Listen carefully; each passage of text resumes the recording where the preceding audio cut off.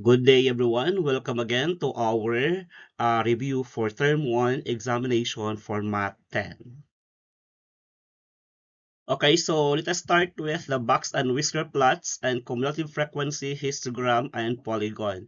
So kapag sinabing box and whisker plots, so take a look at this diagram or illustration about box and whisker plots.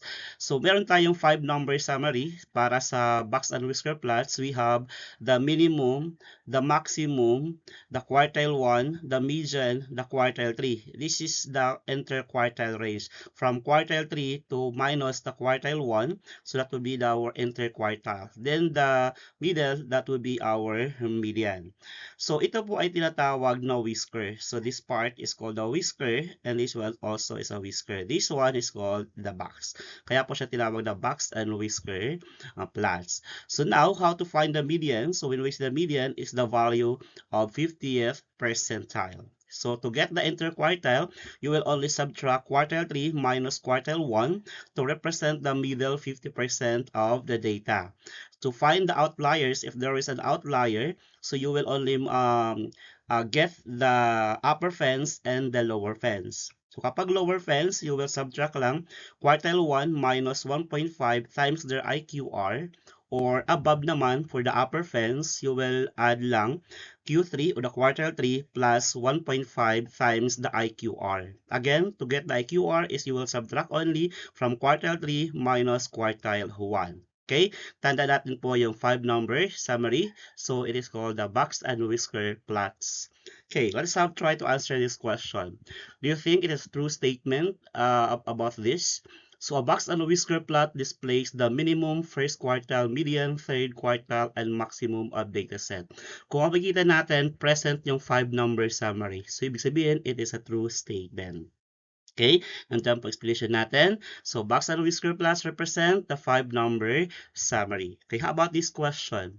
So every value that lies outside the box in a box and whisker plot is considered an outlier. So ito ba ay tinatawag daw outside the box? So this one ba ay tinatawag na outlier? So kung mapansin po natin, sabi natin dito, outside the box. Do you think it is a true statement? So it is a false statement. Bakit sa false statement? Eh, outside the box naman po siya. Ako basta natin, hindi po siya yung outlier po, itong part na ito. Okay? That would be the whisker kasi siya. Okay, so what's the reason? The values outside the box are not automatically the outliers. The box extends from quartile 1 to quartile 3, while the non-outlier values may lie along the whisker. Tandaan ha, non-outlier values may lie along the whisker. Ito po siya, ito po ay tatawag na non-outlier. So kapag lumagpas po dito, ibig sabihin it is an outliers.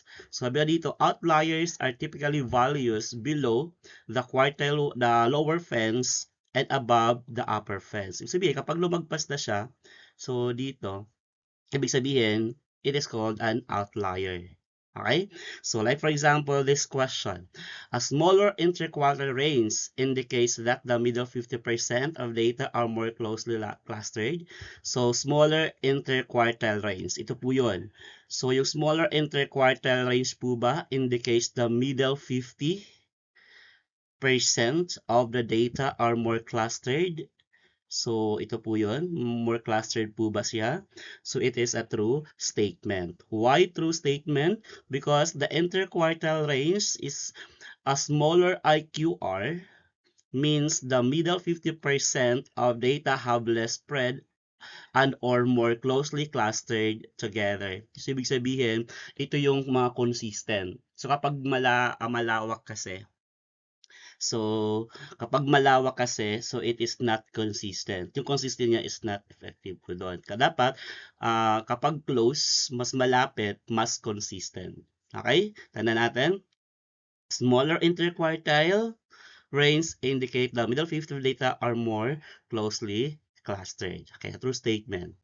Okay, let's have another question. So in a box and whisker plot, the box extends from quartile 1 to quartile 3.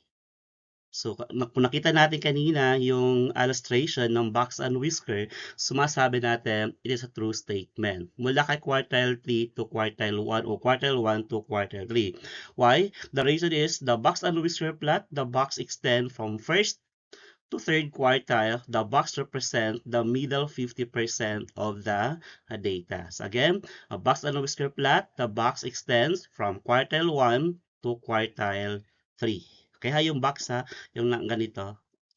So ito ay mula kay quartile 3 to quartile 1. So ito po, dito naman po ay median and this one po is yung the minimum and the maximum. Ito po ay tinatawag na whisker na non-outlier. So kapag mag-extend ka, so ibig sabihin, it is the outlier na. Okay? So remember that scenario. Okay? So now, let's have another question about the cumulative frequency histogram. So tandaan ha, so we focus on how to find the frequency or the cumulative frequency. So the frequency of the 4 consecutive classes are 4, 6, 9, and 11. Do you think the cumulative frequency of the 4th class is 31? Now, how to find the cumulative frequency? Like for example, so yung 4, 6, 9, and 11, that would be our frequency. How to find the cumulative frequency, the CF? Since ito po yung star, sa taas tayo ng star, so dito yung mag-uumpisa. Kung 4 ito, kopyahin lang po yung 4. So, next po is 4 plus 6 is equal to 10. Then 10 plus 9 is equal to 19. Then 19 plus 11 is equal to 30. So, dapat ito at ito ay dapat they are equal. So, since our fourth cumulative frequency is 30, so it means it is not 31. Ibig sabihin, the statement is false. Okay, so ibig sabihin, the cumulative frequency of the 4th class is the sum of all 4 frequencies. Tanda natin, i-plus lang natin yung frequency para makuha natin si cumulative frequency. Again, paano? Erase muna yung frequency. Next, copy lang ito. Copy lang. Then plus 4 plus 6 is 10, plus 9 is 19, plus 11 is 30. Since 31 po ito, so ibig sabihin our statement is false. Okay, now, let us remember that yung illustration po ng box and whisker. Okay, now let's proceed on calculating the percentile rank. How to find the percentile rank? So remember this one, when we see percentile rank, it is score, the percentage of the score of the data set that at or below. And then naka-red, at or below kapag sinabing percentile rank. So mag-iba po sa percentage sa percentile rank. So sa percentage, yung normally na ginagawa natin o namin mga teachers, yung ginagawa natin yung percentage. Like for example, 25 out of 50, so ilang percent po nakuha mo. So sa percentile rank naman, yung relative position. Okay? So now, yung formula po ng percentile rank, we will use this formula. PR is equal to B plus 0.5E over N times 100. So kapag sinabing B, it is below. Kapag sinabing A is equal, N is number. Then, multiply kay 100. So, memorize lang po natin yung arrange, below, equal, number, calculate, and interpret. So, yun po ang procedure po para sa calculating percentile rank. Okay, so let us have an example. A science teacher gave a 20-item test to 14 grade 10 students. The score are listed below. Use the data to answer this question. So like for example, di ba first step is arrange? Since naka-arrange na po yung data set natin, so hindi tayo mahirapan. So ngayon, let us answer this question. Which statistical measure describe the percentage of the score fall at or below? Tandaan ha, at or below. So kapag sinabing at or below, so alin po dito sa apat na ito. So A po is range. Kapag sabing range po, highest minus the lowest lang po ito. HL lang po yan. So mean po is the median. Standard deviation, so hindi natin discuss it lang standard deviation. So cancel na ito. So ibig sabihin, our answer is letter B. So tanda natin ha, at or below. So which means it is a percentile rank. Okay, tandaan ha, at or below. Next, So let us have another same problem, but other questions. Let's try to answer this one. Which formula is used to calculate the percentile rank of a score from ang group data? So ngayon, sabi po dito sa apat na ito, yung formula ng percentile rank, di ba? So when we calculate the percentile rank, we will use the formula of percentile rank is equal to before equal and then calculate, then interpret. So, alin po dyan? So, pansin po natin, the answer is letter C. Tandaan ha, arrange before equal number, calculate, then interpret. Yung pagkasunod-sunod. Okay? So, that's it.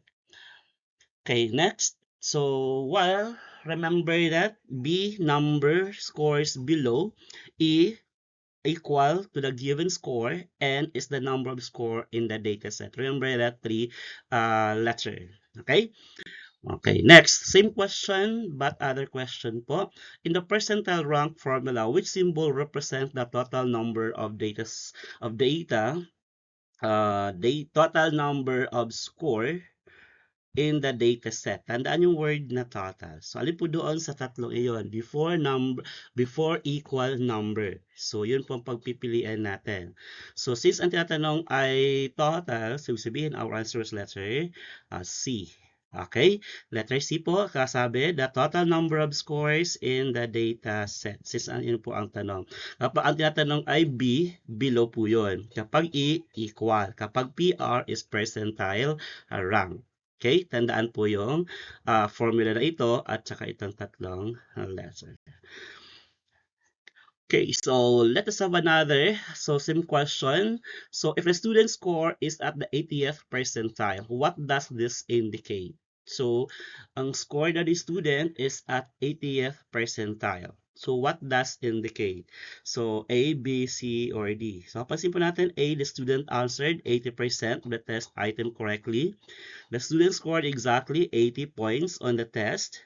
The student performed as well as better than about 80% of the student. The student ranked 80th in the class. So, pansin po natin, the student answered 80 of the test item correctly. So, eliminate na po ito. The student or exactly, from the word exactly, so eliminate this one. So, ibig sabihin, pagpipilian lang natin is C or D. So, alin po dito sa C or D yung correct statement when we see 80th percentile. So, since nasabi natin kanina is at or below, so sabihin, as well as or better than about 80%. So, sabihin, our answer is letter C. Tandaan ha. So, when we say 80th percentile, it is not exactly. So, and it is not the correct test item correctly. And lalo po na hindi po siya yung rank na is pang 80th percentile. Okay? Score kasi. The student score is the 80th percentile. Ibig sabihin po yan, student perform as well as or better. Tandaan po as well or better about 80% of the student. So, tandaan na, the 80th percentile describe a student position relative to the group. It does not mean that the student answered 80% of the test correctly or earned exactly 80 points. Tandaan po yun. Okay, let us continue on how to calculate percentile rank. Same problem, but the question is what a student obtained a score of 56 on the test. Which statement correctly explain why students' percentile rank is relatively high? So, alin po dito?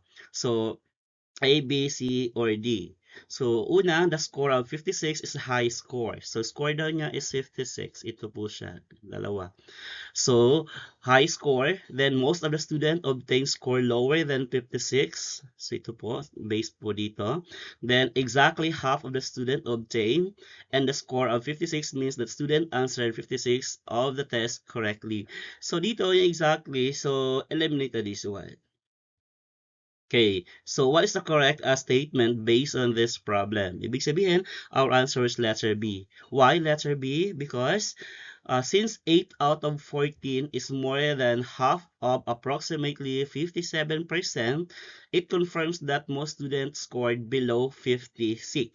This score is relatively high rank. So, ito po yun. So, 1, 2, 3, 4, 5, 6, 7, 8. So, 8 po yung mas mababa doon kay 56. Sabihin, most of the student obtain score lower than 56. Okay? Tandaan po yung statement na po ito. Okay? Yung reason. Okay, same problem. A student obtained a score of 56 on the test. Using the given scores, what is the percentile rank of the students? By using the formula of percentile rank, so what is the percentile rank of, or the student scored of 56? So by using the formula of before plus E equal over N number, calculate, then interpret. So yung B natin is below. Since nandito yung 56, so bilangin lang natin below. 1, 2, 3, 4, 5, 6, 7, 8. So we have 8. Yung E equal, so dalawa yung E natin, which is 56 and 56, 2. Yung N natin is 14. So by substituting the given to the formula, again, yung below natin is ito. Ito yung E na B. Ito yung E natin. Then number po is yung lahat, which is 14. So, multiply lang po ito muna. 0.5 times 2 is 1 plus 8 is 9. So, magiging 9 over 14 o 8 plus 1 is 9 over 14 times 100 is equal to 0.64 or 64 percentile. So, sabihin, our answer is letter A. So, tandaan lang po yung formula ha. B plus E and calculate then interpret. Okay? So now, so sana po naintindihan nyo po on how to calculate the percentile rank. So now let us proceed on how to draw the conclusion from statistical data using the measure of position. So tandaan nyo lang po yung mga previous lesson natin about quartile, decile, percentile, the median, the percentile rank, and so on and so forth. So let us try to answer this question. So since the score of 24 students in a science test were arranged from lowest to highest. So remember palagi yung data natin ay naka-arrange from lowest to highest. The quartiles are quartile 1 is 32, quartile 2 is 50, quartile 3 is 68. The scores of the 4 students are given, also given. Si Ben, score niya is 28, si Carla ay 45, si Diego is 55, then si Ella is 72. So, ang tanong, so what is Ben's score of 28 located? So, since si Ben ay 28, saan po siya located? So, tingnan natin, A, B, C, or D. So, si Ben ay 28, then yung quartile 1 natin is 32. Ibig sabihin, mas mababa yung score ni Ben doon sa quartile 1 natin, which is at 25%. It is equal to 32. So, asan po dyan yung below? So, it is letter A lang po siya. Okay, ibig sabihin, our answer is letter A. Tandaan, si Ben ay below sa quartile 1. Tandaan natin, since 28 is less than to 32, ibig sabihin, his score falls below the first quartile threshold. Okay? So now, let's have another same problem but different question. How about kay Carla? So si Carla, yung score po ni Carla is 45. Saan siya belong, yung 45? So 45 is nasa between po siya kay quartile 1 and quartile 2. So sabihin, our answer po dito yung correct statement. Pansin po natin, Carla belongs to the lowest, so eliminate this one. Carla is between the first and quartile, so sabihin ito na po siya. In between kay first quartile and the median. Hindi pwede, mali din ito, Carla's between the median and third. Kasi yung median is 50 and 68. Score lang po niya is 45. So eliminate. Carla's score belong to the highest 25% of the score. Hindi po yun. So, sabihin si Carla, yung score po niya ay in between kay quartile 1 and quartile 2. Our answer is B. Tanda natin, since Carla falls between 32 and 50, ibig sabihin, score is located between the first and the median. Okay, let us have another question, same problem. Ella said, my score of 72 belongs to the highest 25 of the scores. Is Ella's conclusion is correct? So, yung score 72 belongs to the highest 25. So, kay Ella. So, lagpas po siya kay 68. So sabi niya, tama po ba na yung score niya is 25% of the score, highest 25%? So tingnan natin, yes, because 72 is greater than quartile 3. Yes, because 72 is greater than quartile 2. No, because 72 is between quartile 2 and quartile 3. D is no, because 72 is less than quartile 3. Since 72 is higher kay quartile 3, ibig sabihin greater than, so alin po dyan yung correct statement? So, ito, eliminate po ito. So, alam naman natin na greater than. So, ito lang pagpipilian natin, A or B. Since ang sabi sa letter B is greater than quartile 2, so, ang sagot natin is 72. So, 72 is greater than kay 68. So, sabihin, our answer is letter A. Ganun lang po kasimple to draw a conclusion. So, remember, 72 is greater than 68. So, her skull falls directly into the highest 25 category. Therefore, her conclusion is correct. Okay, so sana po is meron po tayong naintindihan regarding to our review today. So kapag hindi po naintindihan, you can comment or ask question regarding to our topic today about percentile rank and draw conclusion using the measure of position. So review today, succeed tomorrow. Your efforts today build your confidence and your confidence build your success. So good luck for your term examination, grade 10 class.